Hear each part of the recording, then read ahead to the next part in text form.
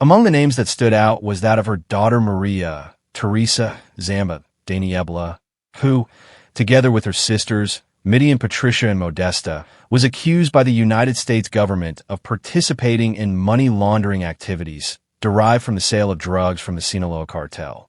These illicit operations were carried out through various companies located in Sinaloa, such as Establo Puerto Rico, Amaro Construcciones, Multiservicios Hivis, Arte y Destino de Culiacán, and Auto Transports J&M. As for María Teresa, there is little information. Some images circulate on social networks, but the authenticity of these has not been verified. In these photos, she appears as a dark-haired woman and a figure that resembles the stereotype of the so-called buconas, women linked to the world of drug trafficking who undergo various surgical interventions to modify their features, as well as to increase the size of their breasts and hips. Remember that in order not to miss anything about the most intriguing stories, I leave you a label up here where it says subscribe. Just click it and you'll automatically subscribe to the channel. Let's continue with the story. María Teresa also appears as one of the owners of the children's home El Niño Feliz, which received public funds from the Mexican Institute of Social Security and Mrs. Before being identified as an entity involved in the money laundering linked to the leader of the cartel, El Mayo. Considered one of the most attractive women in the circles of organized crime in Mexico, to date no criminal activity has been proven to be her fault. After the incursion of El Mayo into the criminal organization, Chayito became a businessman, being signed by the U.S. government as part of the network dedicated to money laundering for drug traffickers in the Culiacán area. In the entrepreneurial framework linked to Rosario Niebla, there are companies such as Lecheria de Santa Monica, Establo Puerto Rico, Amaro Construcciones, Multiservicios Hivis, Gasolinera Rosario, and a nursery called Infantil Estancia Niño Feliz, of which she is the owner along with her daughter María Teresa. In addition, Rosario Niebla had a relationship with Margarita Imperial, with whom it is presumed that she had at least 3 children, being the best-known Ismael Zambada Imperial, aka El Maito Gordo, recognized for exhibiting ostentatious luxuries on social networks and recently released in the United States. There is speculation about an unconfirmed relationship with Sandra Avila Beltran, the well-known Queen of the Pacific, a retired drug trafficker who, in her youth, was a key link between Mexican cartels and Colombian organizations. The book La Reina del Sur by the Spanish writer Arturo Pérez Reverte, which has inspired 2 series on drug trafficking, is rumored to be based on the life of Avila Beltran, who was related as a young man to the most prominent leaders of organized crime. These are some of the secrets that María Teresa revealed about the Mayan Zambada. Secret 1. The double identity. Contrary to beliefs, the Mayan maintained a dual identity for years. Under the aegis of Don Manuel García, he presents himself as a successful businessman abroad, weaving a network of legitimate businesses that serve as the perfect facade for his illegal operations. This double game allows him to move around international social circles without raising suspicions, thus protecting his true identity and keeping his darkest secrets safe. Secret 2. The Underground Intelligence Network. The Mayan established an underground intelligence network made up of experts in technology, hackers, and undercover agents.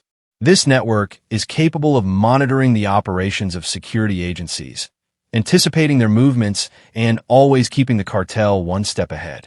The information that flows through this network provides the Mayan with a significant strategic advantage, allowing him to quickly adapt to changes in the panorama of organized crime.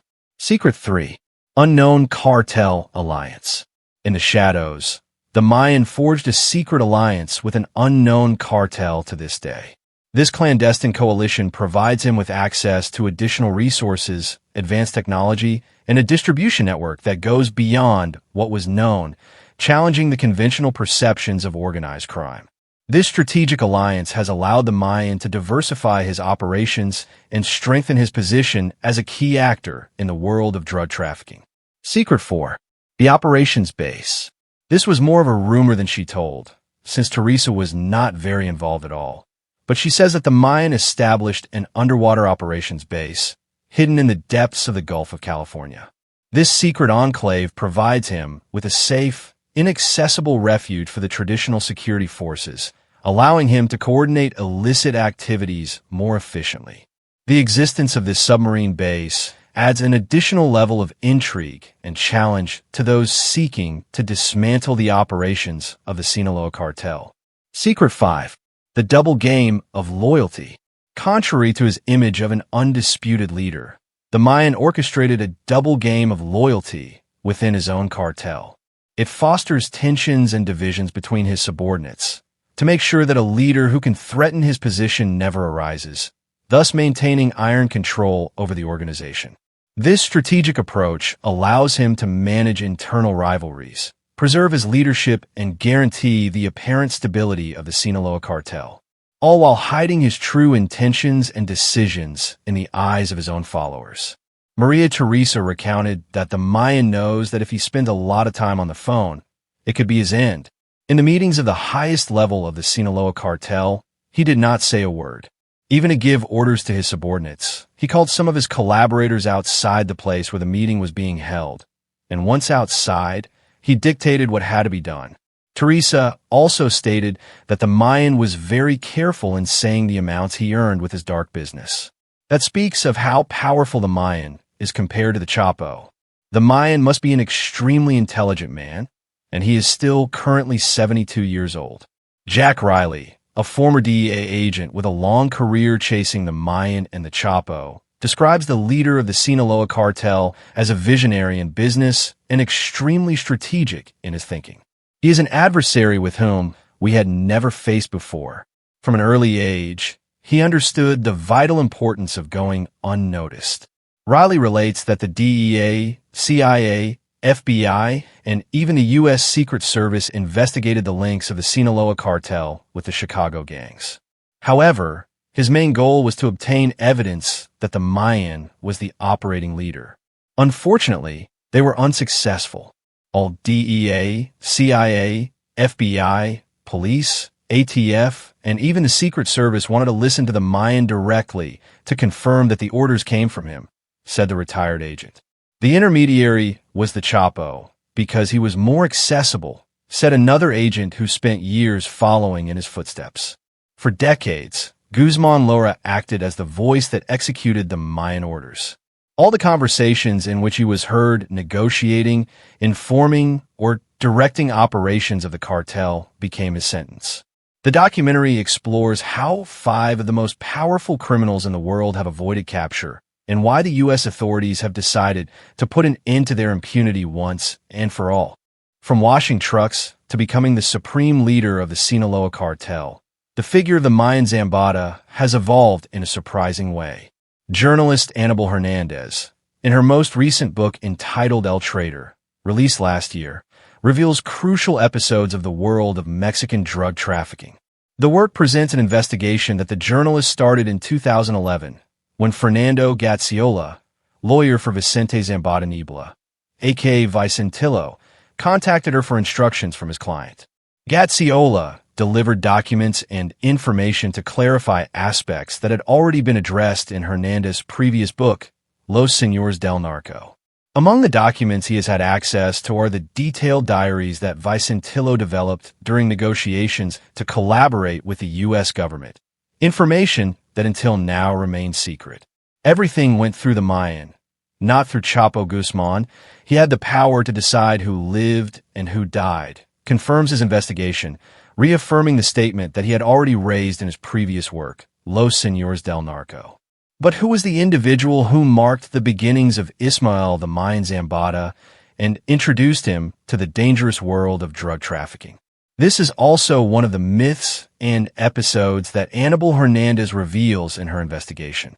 Antonio Cruz, a character who passes unnoticed in Mexico, against all odds, becomes the son-in-law of the Mayan.